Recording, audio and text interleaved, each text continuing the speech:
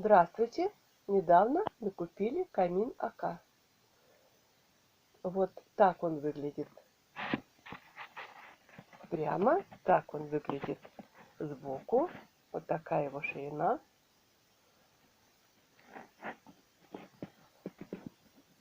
Его труба выходит и подключается к печной трубе. У нас двухэтажная дача. На нижнем этаже у нас печка, а на верхнем этаже камин. Спасибо за внимание.